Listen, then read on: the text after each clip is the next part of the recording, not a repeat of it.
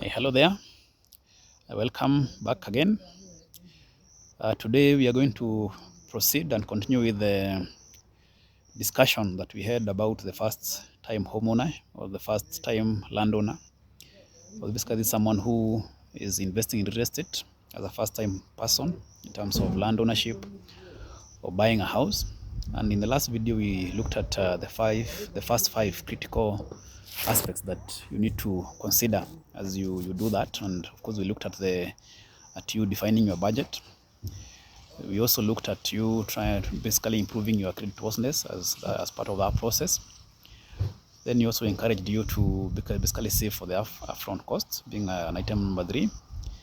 Then we also looked at being able to get a pre-approval from the bank that will finance you. And then we finally looked at choosing the right location where you want to buy your home or the piece of land that you're looking at.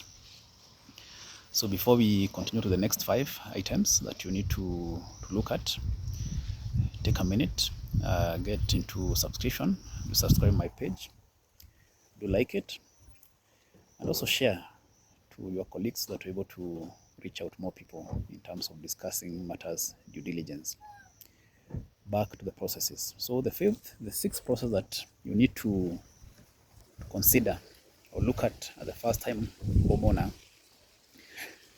is a process that I call comprehensive due diligence. Basically, conduct a comprehensive due diligence. And what does it involve?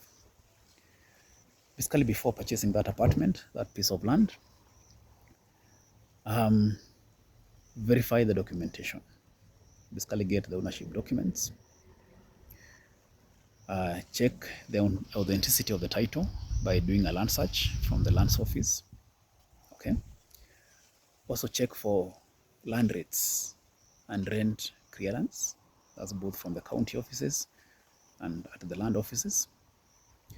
So good to look at the planning approvals. The subdivision scheme, was it approved? Was it amended? If you're buying into an apartment, were the drawings approved from the county? Do you have the change of user? Do you have the NCA documentation? Do you have NEMA? Look for those documentation. Then also confirm the survey boundaries, especially when you're buying a piece of land. Get your surveyor to confirm the beacons, what I call beacon establishment. Then check on utility availability as part of due diligence. How far is water, or is water available? Is there power on site? Is there internet on site? Basically, that's what I call utility availability. Establish that through the process we call verification. Also establish whether there are existing disputes or encumbrances on that title. Basically, what I'm talking about here is a process which will protect your investment over time. Then number 6, work with qualified professionals. All these things I'm discussing, most of them are technical in nature. Okay, so it's good to engage experienced professionals. And here we're looking at registered real estate agents. At times we don't have time to look for that property, so engage an agent, a registered agent by ERB, to be able to advise and also help you source for a good property, to source for that piece of land, and to source for that apartment that you want to buy. Then on board, bring in a property lawyer. This is someone who will be able to help you in the due diligence and also handle the conveyancing. It's also good to get a valuer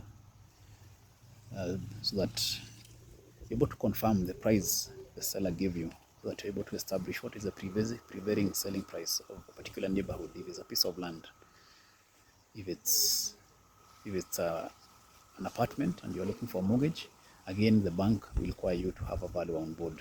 Then have your architect on board, because if you're buying a piece of land and after that you want to build, you want to make sure that the land that you purchase, there are critical aspects. I spoke about technical due diligence. An architect will be able to carry out that. How are the soils?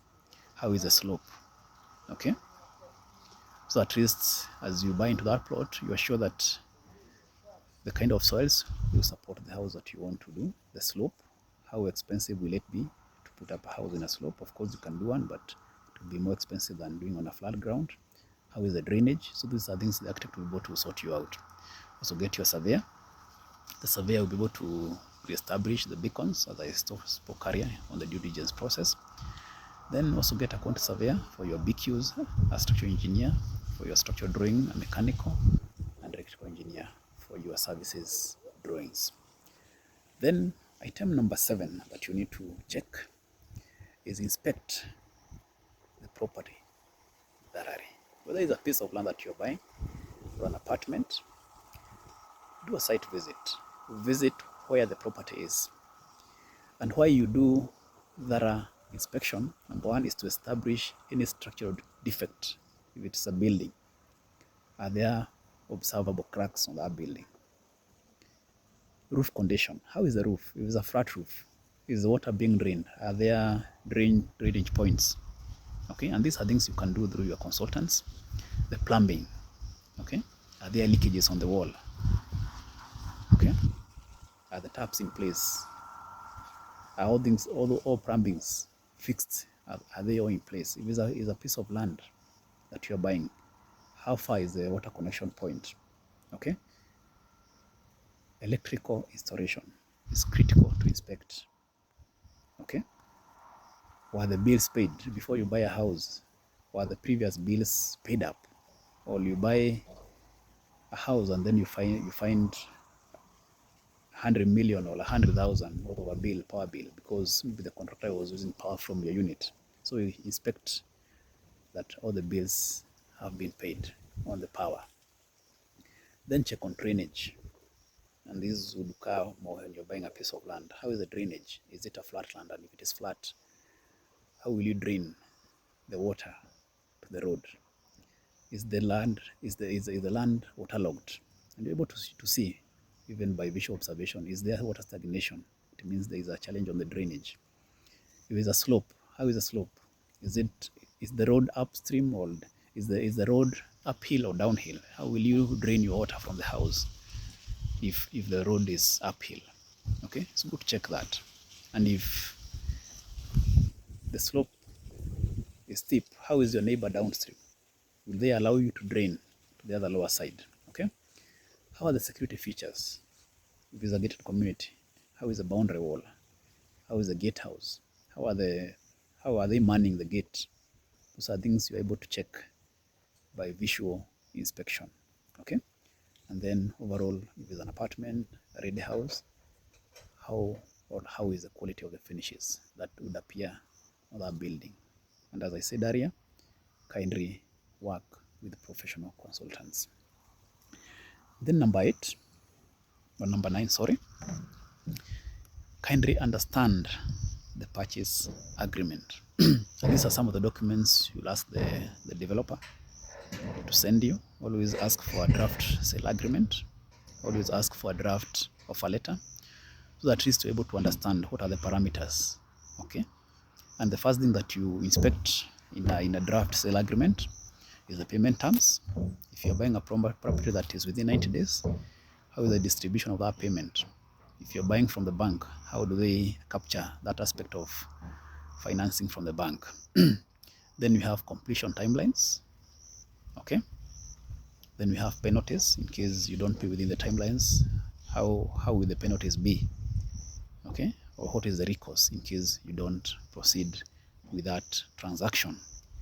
Then the condition of sales, the condition of sale. Okay, basically these are conditions that would outline if you don't proceed, maybe they may retain your 10%. So it's good to check whether it is 10%, whether it is 100%. You might actually default and they tell you you don't have any refund. Okay, so it's good to inspect the conditions and terms of sale. And in case you fail to pay a particular deposit, is there a penalty that would accrue on that deposit? So that falls around conditions of sale. Then the other aspect you check on the purchase agreement is the responsibility of both buyer and seller, because both the seller and the buyer, each of them have a responsibility, especially when you're buying into a gated community or an off-plan development. Of course, the seller must deliver the unit, they must deliver the required specifications, and of course they must deliver it on time. Okay, then in terms of the buyer, there are also conditions in terms of payment timelines. Okay, you supplying some of the documentation, your PIN certificate, your ID, your ADISASA registration details. So those are things that you need to establish. So at least as you do this, kindly seek legal advice. So at least you can be guided in case there's some things that you're not clear about. Then number 10, plan for long-term home ownership. What do I mean planning for long-time home ownership?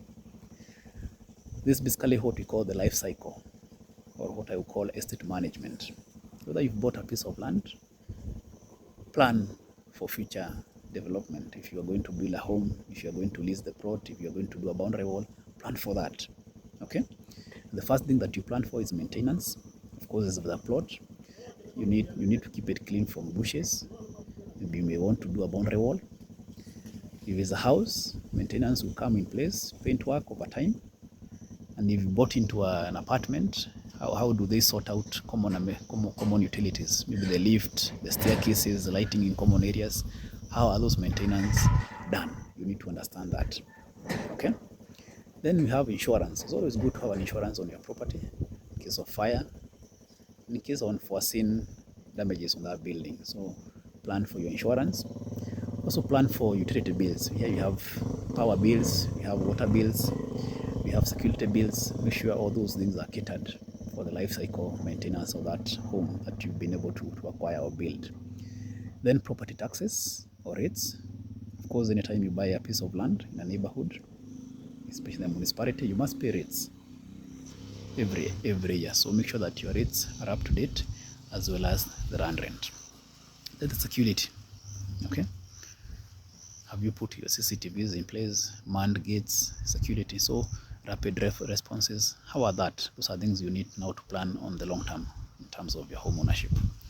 Then we are looking at future innovations, because any asset that you buy into, you may require innovations. If it's a plot or a piece of land, you need to keep clearing the bushes. That still comes around renovation. So basically those are the next batch of 5 aspects that you need to consider as the first time real estate owner, and take time to outline them, so that at least as you move to that process of owning a home or owning that piece of land, you've been able to do them perfectly. Okay. And as we fundraise, take time to like my page, take time to subscribe, so that you're able to reach more people. Also share to your friends this information, so at least they're able to find this knowledge that we keep sharing.